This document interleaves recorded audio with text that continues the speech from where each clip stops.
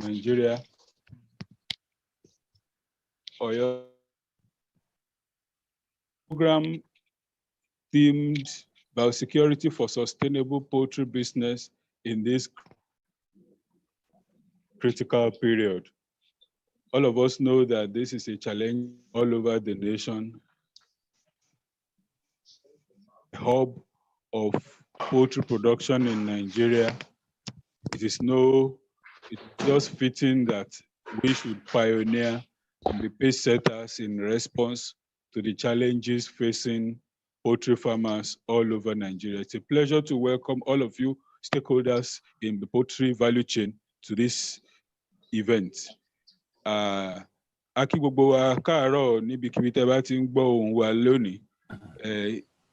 Ẹgbẹ́ àwọn ọlọ́sìn adìyẹ Poultry Association of Nigeria, Oyo State, wọ́n kí yín káàbọ̀ sí ìpàdé lórí ẹ̀rọ ayélujára tí à ń ṣe láàárọ̀ yìí láti sọ̀rọ̀ nípa àwọn ìdojúkọ tí à ń dojúkọ nínú ọ̀sìn adìyẹ káàkiri orílẹ̀-èdè wa Nàìjíríà, pàápàá jùlọ ní ìpínlẹ̀ Ọ̀yọ́ níbí. A kí wa káàbọ̀. So it's a pleasure welcoming all of us, and let's give a few minutes for people to join. We can see already several people joining in. Let's give a little more time for more people to join us as we get ready for the event. So you are all welcome, but allow us to leave a few minutes for more people to join us, and then we will roll. Thank you very much once again. You are all welcome. It's a full house here. We already have in our midst our facilitators for the day. We also already have in our midst the leadership.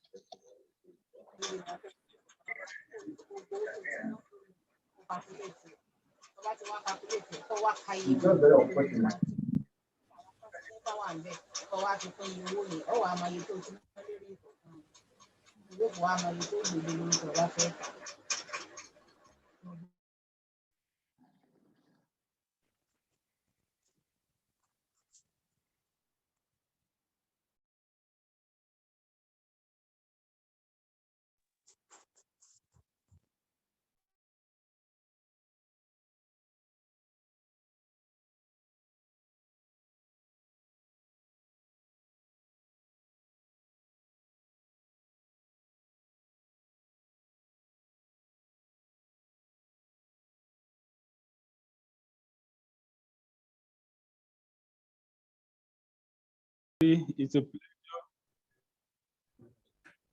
11:15 now, and it's good for us to just start this program. Let me hurry to say that a number of organizations within our industry have supported the Poultry Association of Nigeria to make this happen. And it's our joy to acknowledge our sponsors as we get started on the program. We'd like to thank, in no particular order, Agricare STD Limited, we thank you. FDH, thank you. Jubaili, thank you. Tonarite Limited, thank you. Amobing Nigeria Limited, thank you.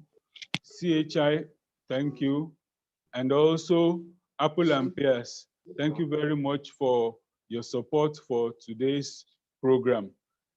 I'm your anchor for today. My name is Dr. Adebayo Kolade. I work with Zygosis Nigeria Limited. It's a pleasure to welcome you. We also have in the house today the chairman. We have with us the chairman of the Poultry Association of Nigeria, Oyo State, Mr. Agbemisoye Agbola. It's a pleasure to have him around. We also have with us the State Secretary, Chief Henry Akimbote. It's a pleasure. Making sure that everything goes well is the Admin Secretary of the Poultry Association, in the person of Mr. Michael Olukbono. It's a pleasure having you around also. Our facilitators for today are people we all know. They are very close household names in the poultry industry. One of them is a father figure in the profession, in the person of no other person than Dr. Stephen Adejoro. It will be more appropriately introduced in the course of the program. So it's a pleasure to welcome Dr. Stephen Adejoro into our midst today. Our second keynote speaker for the day also is a household name. In addition, also in the poultry industry, is the National Sales Manager for Adamo Nigeria Limited, in the person of Dr. James Baba Wageti. Dr. Wageti is an erudite speaker, a great facilitator. It's a pleasure to welcome him into our midst. And to lead our plenary session is no less a person than another erudite scholar, great speaker, and one of our leaders in the Poultry Association of Nigeria, also in the person of my Oga himself, Dr. Segun Makanjuola. He'll be leading us in the plenary session. And so that is the lowdown of our speakers for today and the coordinators. And in a short while, we will be hearing from our chairman, the chairman of the Poultry Association of Nigeria, Oyo State Branch, Mr. Agbemisoye Agbola. But before we bring him on, let's just remind ourselves of the reason why we are here. The poultry industry in Nigeria is challenged, and today we are here to talk about a major weapon to confront the challenges facing the poultry industry currently. And this weapon is a weapon of biosecurity. So our emphasis today is on how biosecurity can be deployed as a tool for ensuring that farmers overcome the challenges that face us in the industry at this time. Yeah, the poultry industry is confronted by myriad challenges, the challenge of cost, the challenge of market, and many others. However, the things that are life-threatening are primary challenges. If your birds have to be alive for them to lay, they have to be alive for you to be talking about prices. So this is a survival issue that we are dealing with when you are dealing with health or threats to the poultry industry. And we know that as insiders to the industry, we know that of late there have been threats of outbreak of disease, and it is important, it is incumbent upon us that we all become abreast of what we need to do, and all of us together collectively embrace good practices that will enable us cope and in fact overcome the challenge that we are facing currently. And so it's a pleasure.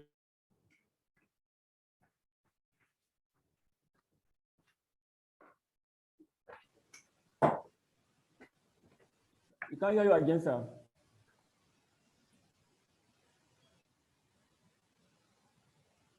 More are still, and we have more that are still joining us.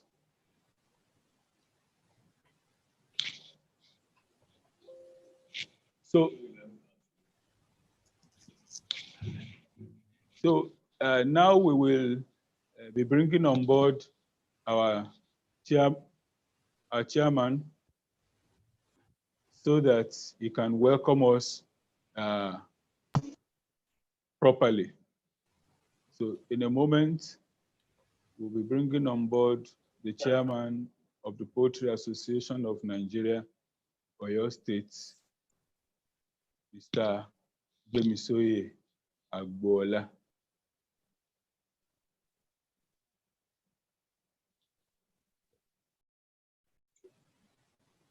Good morning, everyone. While waiting for other participants to join us, it is my pleasure to welcome you all to this great family of poultry industry in Nigeria, especially to this online seminar titled Biosecurity for Poultry Sustainable Poultry Business on this critical period. Firstly, I want to say a big thank you to the organizer of this program, Amit Pan, Oyo State Chapter, in collaboration with other major stakeholders, elders, and at the same time, the lover of poultry industry in Nigeria, which comes at this very right time. Also, I sincerely appreciate the sponsors of this great event and all our stakeholders, elders in the poultry industry, for their sincere support, always to Pan Oyo State and National Pan at large.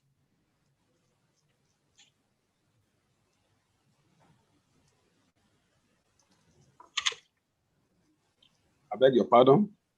Firstly, I also want to appreciate the good and the fruitful effort of the National President, the entire member of the National Executive Council, the Director General of Poultry Association of Nigeria, as well as all the state PAN, the state chairmen, including Federal Capital Territory, for keeping the association flag, flying to the glory of God.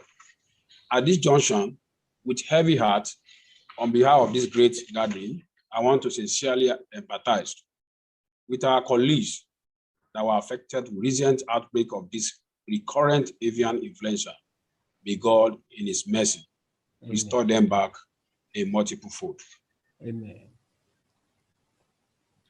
Meanwhile, this program is centered on nearly technological approach to biosecurity measures to be adopted in our various firms and farms with possible way out to put an end to this recurrent deadly disease ravaging the poultry industry in Nigeria. I therefore want us all to please be attentive to our well-loaded resource persons and researchers, and at the same time, wish us all to actively participate, especially during the interactive section of the program. I wish our speaker of today a profitable presentation, and also wish the webinar program a huge success. Thank you all, and God bless. Thank you, sir. That's the Poultry Association of Nigeria, Oyo State Chairman, Mr. Gbemisoye Agbola, welcoming us so warmly. It's 11:25, and we are knocking on 100 participants already. So it's a pleasure then to request us to let us get into the kernel of the program so that we do not punish those who came early for the offense of those who came late. So it's once again, as we get ready to go into the lecture, let me emphasize that this program received the sponsorship, the support of several sponsors within our industry. We are happy to acknowledge and to appreciate the support of Agricare STD Nigeria Limited. Thank you very much for your support. We also appreciate the support of FDH Limited. We appreciate the support of Jubaili. Jubaili, thank you very much. We also appreciate the support of Tonerite Limited. Tonerite, we thank you. Also, we appreciate the support. We also appreciate the support of Amobing Nigeria Limited. You're welcome, sir. Can you hear me? Yes, we can hear you. We can hear you Thank loud you. and clear. Yes. Thank you. So we appreciate the support of Agricare, FDH, Jubaili, Tonerite. We appreciate Amo Being Nigeria Limited. We appreciate CHI Limited. Thank you very much, CHI. We appreciate Apple and Pears Limited. Apple and Pears, thank you very much for your support. Thank you so very much. So, our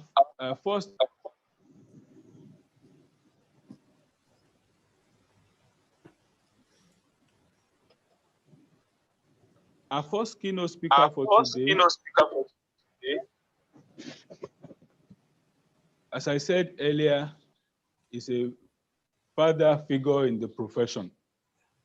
He's a veterinarian with over 4 decades of experience, and he has worked in all the notable places that you can mention in the industry. He's been part and parcel of all the major developments in the Nigerian poultry industry, and he's an internationally acclaimed poultry scientist. He is currently the president of Livestock Foundation for Africa, and he's been going all around the knowledge, all around the country, sharing knowledge about poultry in Nigeria. He's passionate about ensuring that Nigerians get it right.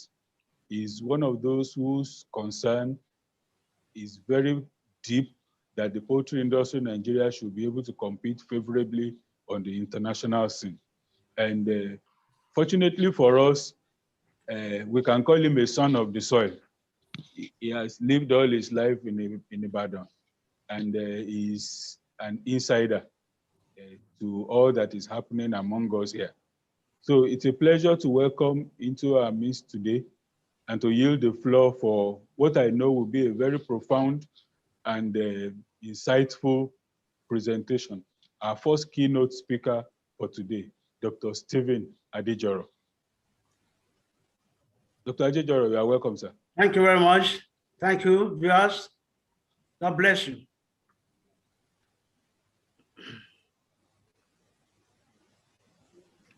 Thank you for the opportunity that you are giving to me to interact on this platform and share our experience from the Lifa perspective. I've been in the eye of the storm of AI since 2006. I was the head of crack team appointed by Poultry of Nigeria to represent our presidential task force. And I did make a pronouncement and a position paper at that time. And I'm starting from that position paper today. And that position paper that I did make that time was also published in Ergonomics. And I will start with my summary, my conclusion then, which I said that it is no more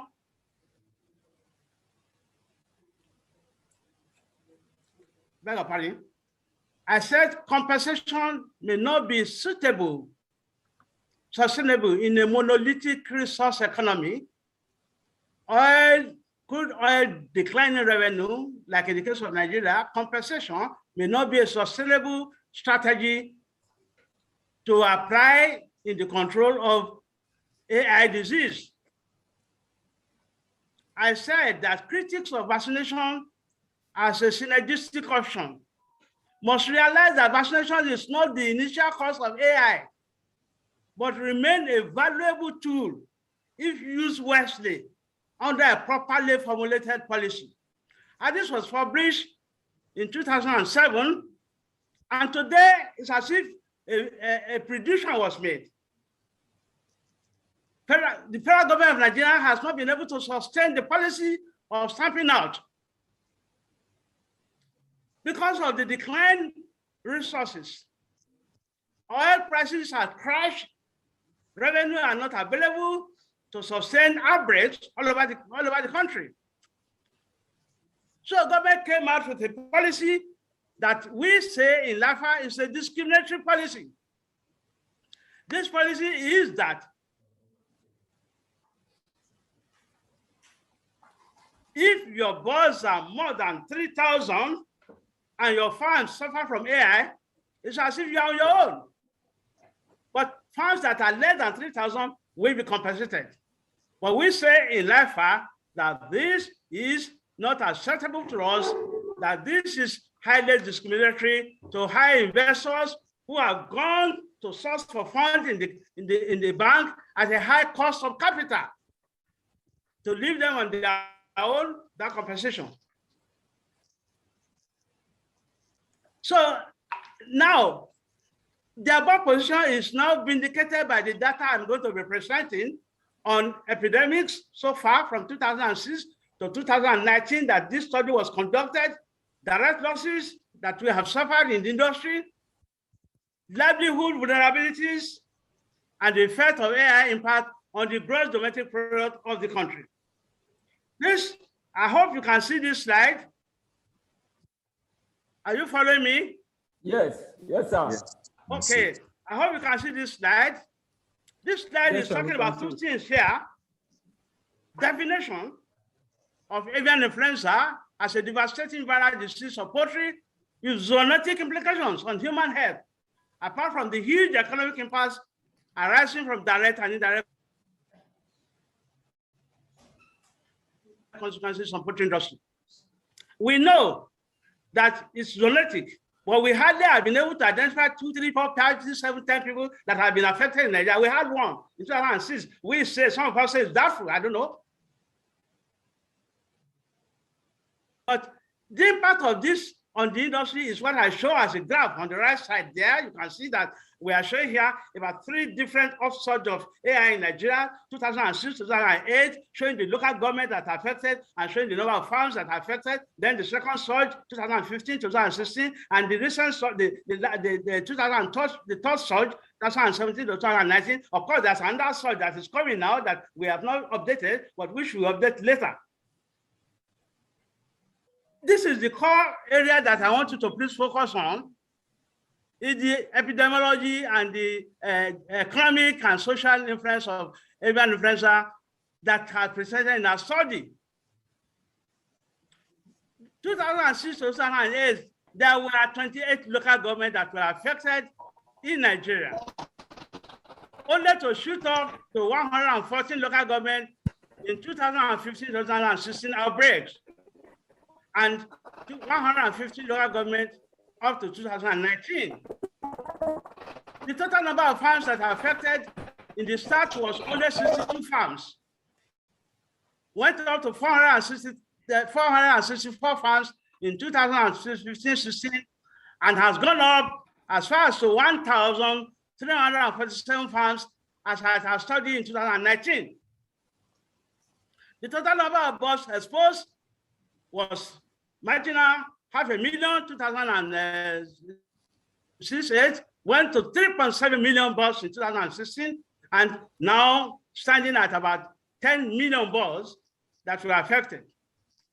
We look at the total estimated direct losses. In 2006 to 2008, it's in the range of 1.1 billion naira, but shot up to 8.9 billion 2015 to 2016. And as at the end of our study in 2019, we have been recording 22.8 billion as direct losses from AI in your industry, to 22.8 billion losses. We look at percentage of exposed birds over current population. At the initial stage in 2006, about 0.27% of the population went to 2.6%. Now we are talking about over 5% of the total industrial population has been exposed to the risk of AI. The most devastating aspect of this study is the estimated population of employees that are retrenched. Earlier in 2006, we had about 324 employees. 2016, about 2,470 employees. And 2019, we recorded about 6. 1,447 of AI. You know, one employee in Nigeria has about 3 or 4 people that are attached to them, family vulnerabilities. When we look at the family vulnerabilities of AI, it rose from 1,620 in 2006-2008 to 12,350 in 2015-2016, and has gone up to as high as 32,235 people that are highly vulnerable to the outbreak of AI in the industry. Then we look forward to look at the effect of AI on the GDP, which is very, very relevant. How does it affect the GDP? From 0.04% in 2008 to 0.09% in 2016 to as high as 0.16% as at the end of this study in 2019.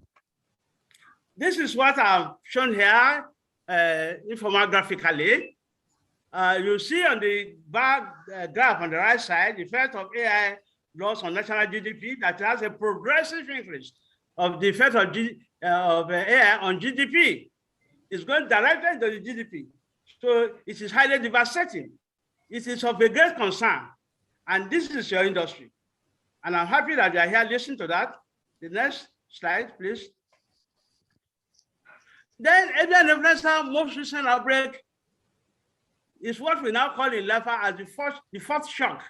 This started just around January of this year, and it's CH5N1, and it has devastated about 329,000 birds in Nigeria, chicken killed. It has affected 62 farms so far. This is the recent one. We are yet to update it, but this is the information we have so far at our fingertips. I'll just say situation, surveillance team observations are very, very relevant in this study here, that they have observed from the media that dead and infected birds are not well deposited by farmers, that some farms were infected from feed miller centers due to exchange of bags. This is very, very critical to the observation, to the biosecurity, to the prevention of this problem. Circulation of bags as a critical risk for the spread of AI infection. I love that observation. Lack of proper farm records, and we need to observe this. Without proper farm records, we cannot get the data we are now analyzing. We can't get that. I will come back to how those data were elicited, but because of the time, I will give acknowledgement to those who work together with us to get the result. Lack of proper biosecurity measures. These are observations by the Ministry of Agriculture. Next slide. Now, I want you to look at this. The epidemiology of AI, and then the critical impact of migratory birds on Nigeria. These are migratory birds. These are birds that are migrating all over because of change of the climate change, because all these problems we're talking about, they're the offshoots of climate change. And these birds migrate out winter from one country, Southeast Asia, to several countries of the world. They are carriers. If they carry the air, you don't know, they won't come back, they won't come down. And also local carriers like geese and dogs are also carriers of AI. The sporadic spread of the virus has been attributed to migratory birds and mechanical vectors that could be carrying the virus asymptomatically. The outbreak spread rapidly across many countries where scientists believe that migratory birds, which became susceptible, have spread infection as they overwinter into the tropics. This is the study of Austin et al. In 2006. Next slide. Now I'm showing you here is the map of migratory birds all over the world.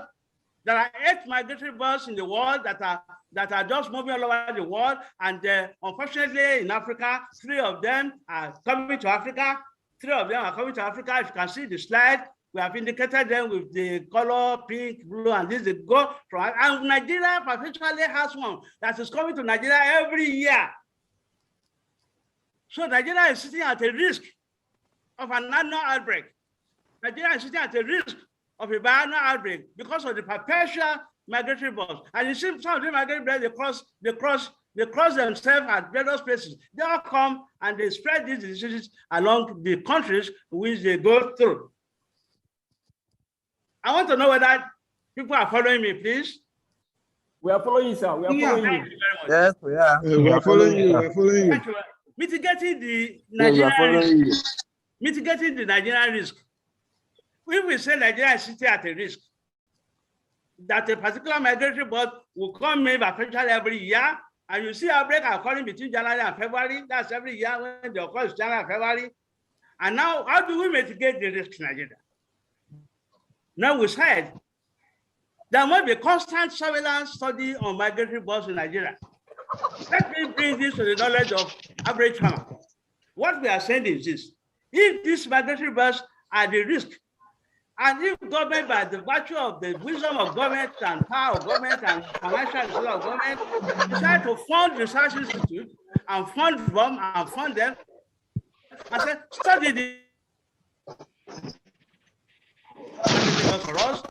We know where they're located all over the country. We send sentinels and carry them and do a several epidemiological survey on them and quantify the circulating antibody that they carry. Now we can quantify them.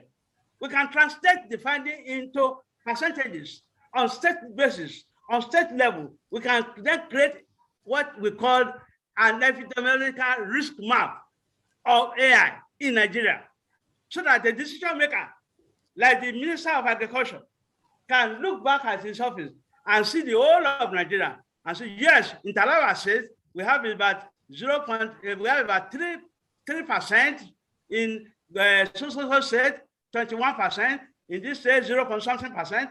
Then you can look at the global perspective of the country and see how you can concentrate funds and see how you can concentrate prophylactic measures in managing the risk in the various aspects of the country before it starts spreading all over the country.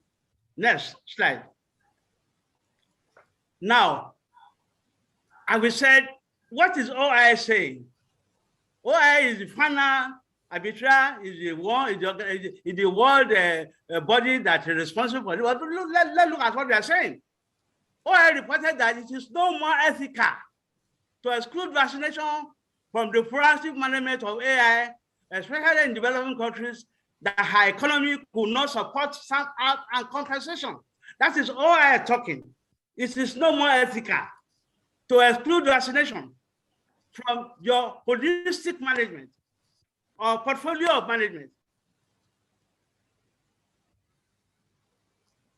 especially the countries whose economy is declining like our own. So, and they said, I also recommend that for adequate and sustainable animal food security, countries who lack the financial muscle to compensate vulnerable farms to AI must adopt AI vaccination. This is the work of Andre Haman. Countries who lack the muscle must not exclude vaccination, must start thinking about vaccination as a holistic approach to the management of AI. Next slide. OIA also said unfolding development in OIA points towards a policy shift from a solo strategy of stamping out to a mixed strategy that emphasizes prevention by synergy of emergency depopulation and prophylactic vaccination. In Lakapua, you all know Lakapua is the leading researcher in OIA, and I was part of the webinar where this conference on May 2006, and listen to what Lakapua said. Lakapua said in a web webinar in 13 September 2006, widely viewed all over the world, it emphasized the need to change preventive strategy from mere stamping out to adopting vaccination as a synergy. Lakapua believes that vaccination must be first line of defense mechanism, which must be strictly emphasized on individual farm basis. She concluded that a holistic control to AI has no universal solution, but must embrace the development of relevant knowledge acquisition, which what are doing now, courtesy of PAN or your state, a holistic security practices that will embrace the following subsets. What are these subsets? Control of movement of infected animals, control of movement of contaminated materials, like the shackles, bells that are shackled that are used and they're being criminalized, the also report, control of movement of staff. C, vaccination. Next slide. But what is our recommendation in Lifa? Lifa recommends heavy funding of worm another research institute for fast and easy diagnosis of AI serotype and the manufacturing of such vaccines in Nigeria. 2, Lifa recommends that a category of poultry investors exempted from the new government compensatory policy should be allowed to adopt a mixed prophylactic strategy of biosecurity, education, insurance, and vaccination. The vaccine, of course, that are mostly recommended for this kind of is the killed vaccines of the serotypes that are known in Nigeria. And how do you recommend this? Such vaccine must be approved by the Veterinary Department, Ministry of Agriculture, prior to any importation, and NAFDAC notification of such approval must be a part of the people policy. For Nigeria to prevent further fast spread of AI to her marginal risky state, such states should be allowed to practice ring vaccination immediately an outbreak is summoned in the neighboring state. Next slide. There is a need for national AI risk map for Nigeria to be updated regularly. 6, we should learn from the scenario of Gomboro epidemic in the early 80s. I was again part of the storm of the Gomboro outbreak in the early 80s when it was a taboo to vaccinate against Gomboro that was to be allowed to follow a pattern of self-limitation until farmers started losing 30 to 40% of their stock. It's a prominent veterinarian at that time, who was my boss, late Dr. Moses Sibiok, pioneered vaccination of Gomboro with the 3rd vaccine. But when one produced his own Gomboro vaccination, they did not say don't vaccinate anymore. Everybody was vaccinating. And that was how this disease has been able to become curtailed today.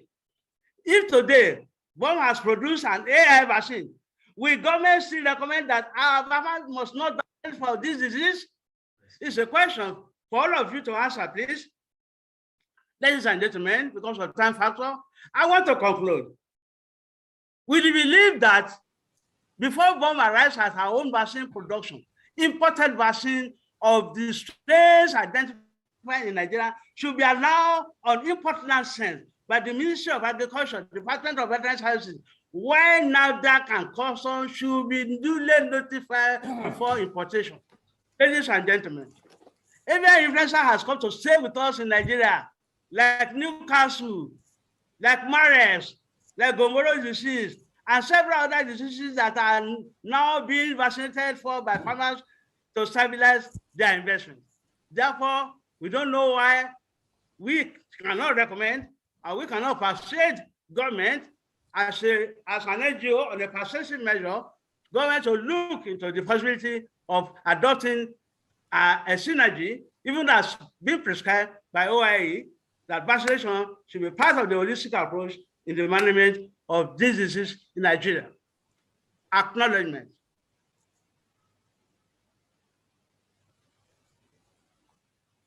Acknowledgement. We must. You can't hear you again. Give special acknowledgement to the cause of our study, the Poultry Association of Nigeria, Abuja, the ED, the chairman, the president, the Veterinary Surgeon General of Nigeria. I have a high due respect because they gave us access to this epidemiological findings, which we came back to analyze. And specifically, we must acknowledge the support of Boringa, Ilenga, AI desk officers, especially Oyo and Ogun State. We are fully involved and supported us in the investigation that we carry out.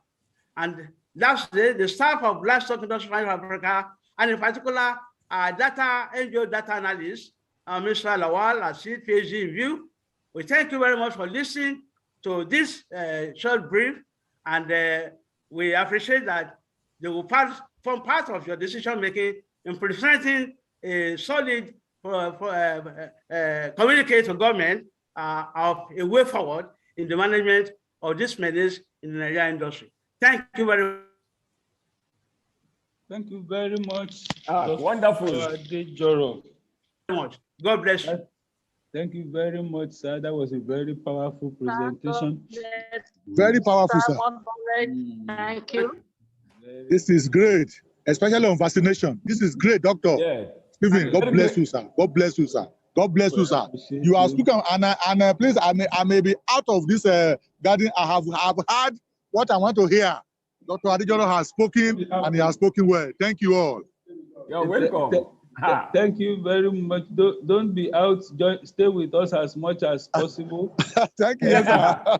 Thank you very much. On the chat box, we even have a contribution from as far away as Yobe State. Yeah. So Madaki from Yobe State says, thank you for organizing the meeting. It's an information medium indeed. So we see that this is not just an Oyo State matter.